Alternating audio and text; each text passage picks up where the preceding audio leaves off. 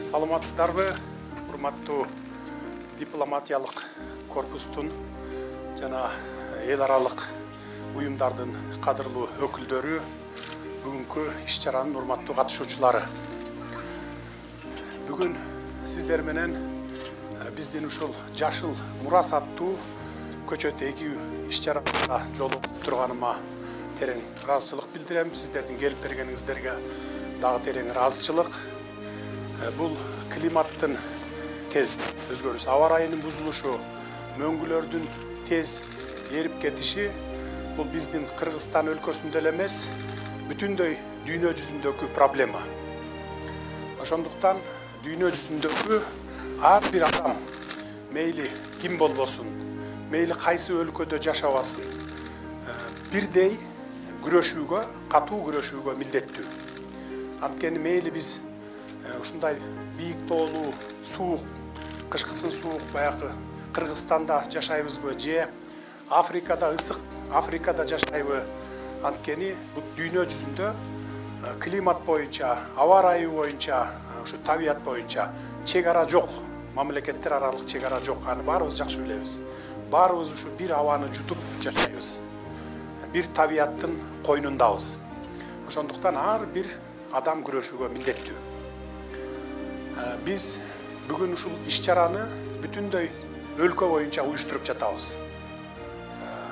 Жашыл мурас аттуу иш-чарабызды. Мындан ары дагы дайыма жыл сайын улантабыз.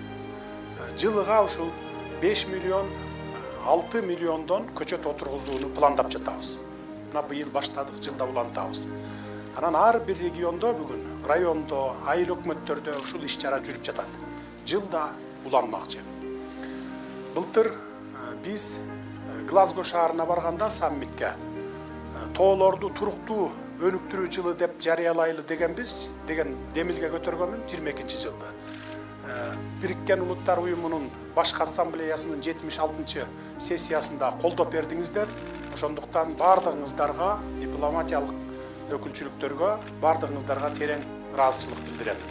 Эмне үчүн биз жашыл мурас деп атадык?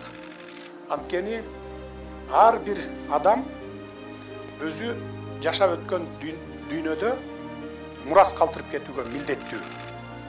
Ар бир адам өзүм үчүн эле жашап өтүп кетишим керек бул дүйнөдөн деген максатты койбош керек. Анткени биздин балдарыбыз өсөт, неберелерибиз, чөбөрөлөрүбүз жашайт кийин.